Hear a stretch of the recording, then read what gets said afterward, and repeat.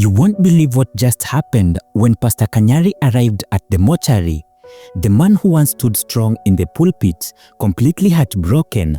But wait, that is not even the most shocking part.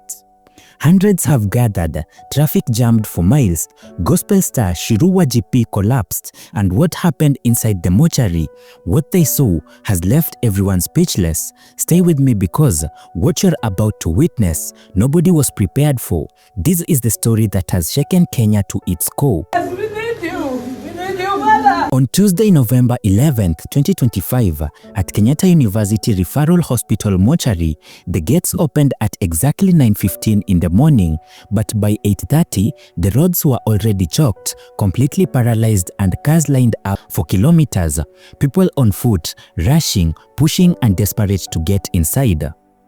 This was not just another funeral viewing. This is the moment when Kenya had to face one devastating reality, that one of gospel music's brightest stars had been extinguished. But here is what nobody expected.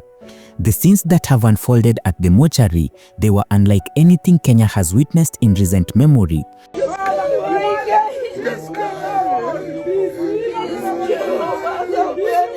Tears, absolutely, heartbreak beyond measure, but there was something else, something deeper, and something that has revealed the raw, unfiltered humanity of everyone who loved her.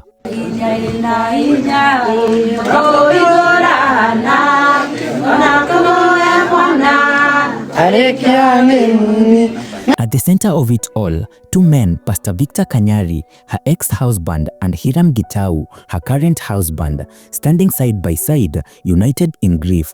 But wait until you hear what happened next when they actually viewed the body. I am telling you, what I am about to share with you is going to leave you absolutely speechless. Let me take you back to the beginning of this emotional day. The body had been moved from Kenyatta National Hospital the previous evening. An ambulance from Jesus Compassion Ministries, Bishop Ben Kienge's church, had transported Betty's remains under the cover of darkness. Why at night, you ask? The family wanted to avoid the chaos. They knew what was coming. They knew that once word got out, once Kenyans realized they could pay their respects, there would be an absolute tsunami of humanity descending on that mortuary, and they were right. By dawn on Tuesday, the first mourners had already arrived. Not 10, not 20, by 7 in the morning, there were already over 300 people gathered outside those gates. Students from Kenyatta University abandoning the morning lectures, mothers with babies strapped to their backs, elderly women who had traveled from Murang'a overnight, boda riders who left their stations, everyone converging on one place. The security guards were overwhelmed, completely and utterly overwhelmed. They tried to control the crowd, tried to form orderly lines, but how do you control grief? How do you organize heartbreak? At exactly 8:57 in the morning, a white Toyota Land Cruiser appeared at the gates. The crowd recognized it immediately. Pastor Kanyari had arrived. The man was dressed entirely in white, a white shirt, white trousers, white shoes. Some said it symbolized purity. Others whispered it represented the angel Betty had become. But here is what has struck everyone. His face, even from a distance, even through the tinted windows, you could see it. The man looked like he hadn't slept in days, his eyes red and swollen, his unusually confident stride replaced by his hesitant heavy steps. Can someone check on Betty Bayo's kids? Aki atuambie kama watoto wako sawa. Mimi kwanza kama kuna mtu nahurumia ni Sky Victor. Moments after Kanyari entered the mortuary, another vehicle pulled up, a black Mercedes, and when the doors opened, out stepped Shirua GP, the gospel singer who had become Betty's closest confidant in her final days. Now, let me tell you something about Shirua GP. This woman had been Betty's rock when Betty was admitted to Kenyatta National Hospital the previous Friday. Shiru had practically moved into that hospital room. She was there for every doctor's visit, every painful treatment, and every moment of hope and despair. On that fateful Monday, November 10th, when Betty's daughter Sky was in school taking her KCPE exams, it was Shiru who drove to that school. Shiru who walked into the classroom and genuinely pulled Sky aside. Shiru who held that little girl's hand, and she delivered the news that will shatter her world. Can you imagine having to tell a child in the middle of her exams that her mother is gone? Shiru had driven Sky straight to the hospital, her arm around the sobbing girl, whispering words of comfort that she herself didn't believe. And now, less than 24 hours later, Shiru was back to face the reality she had been trying to shield everyone from. The moment she stepped out of the car, you could see her legs were shaking. She tried to walk towards the mortuary entrance, 1 step, 2 steps, and then it happened. Her knees buckled. She collapsed right there in the parking lot. Gospel singer Ben Gedai, who had been standing nearby, rushed forward. He caught her just before she hit the ground. Other mourners surrounded them, women wailing, men bowing their heads, and Shiru was sobbing uncontrollably. Not quiet tears, not dignified grief, but gut-wrenching, soul-destroying sobs. She was screaming Betty's name. Betty, Betty, Mama Sky.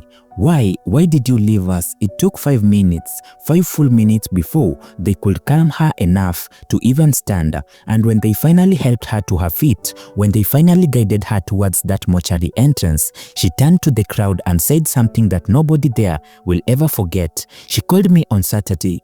She told me she was feeling better. She said she would beat this. She promised me. But here is what Shiru didn't know.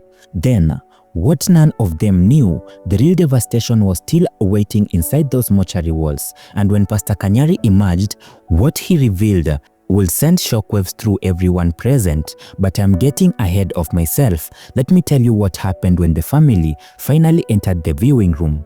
The mortuary staff had prepared a private viewing room, a small space barely big enough for 15 people, with white walls and fluorescent lights that cast everything in a cold, clinical glow. The family was called in first. Pastor Kanyari, his hands trembling. Hiram Gitau, Betty's husband, his eyes already streaming with tears. Betty Maina, the Murang'a County woman representative, who had been speaking on behalf of the family. Sky, Betty's daughter, supported by 2 aunts, and Shirua GP, who insisted that she had to be there, had to see her friend one last time. The mortuary attendant opened the door. They filed in slowly, reluctantly, as if moving through water, and there she was, Betty Bayo, lying in peaceful repose. But Kanyari knew better.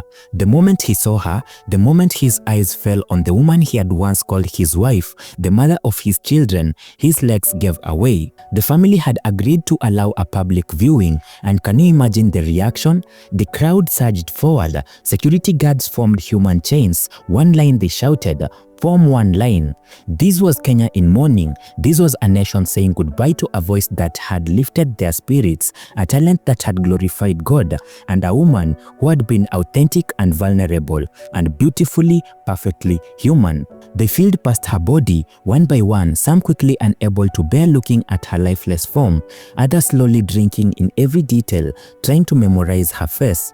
Old women wept loudly, their cries echoing through the mortuary corridors. Young girls inspired by Betty's music to pursue their own gospel careers stood paralyzed with shock. Pastors praying, musicians sang softly, and through it all, Pastor Kanyari and Hiram Gitau stood at the entrance, greeting mourners, accepting condolences, their faces masks of grief, but also of gratitude that many had come. The viewing has lasted 3 hours, 3 hours of tears, prayers, songs, and shared memories. The mortuary staff said they never seen anything like this.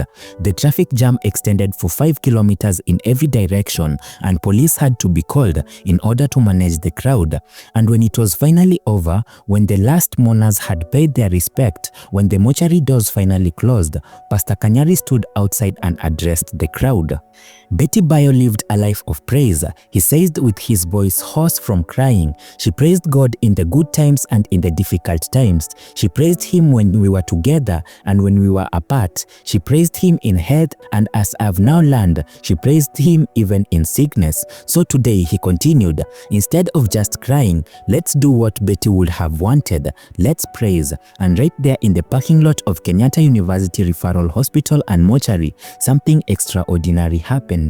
The funeral arrangements are still being finalized. The family will announce the burial date and location soon, but what happened at the mortuary, the tears, the testimonies, and the transformation of grief into praise, that will be remembered long after the funeral is over. This is the story that Kenya needed to hear, not just a story of death, but a story of love, reconciliation, and community, and the enduring power of faith. If this story moved you, if these emotional moments touched your heart, make sure you subscribe to the channel, hit that notification bell, because stories like these, stories that remind us our shared humanity, they matter. Drop a comment below, share your memories of Betty Bayo, and tell us how her music impacted your life. And remember, at the 11th hour, even in the darkest moment, there is always some hope.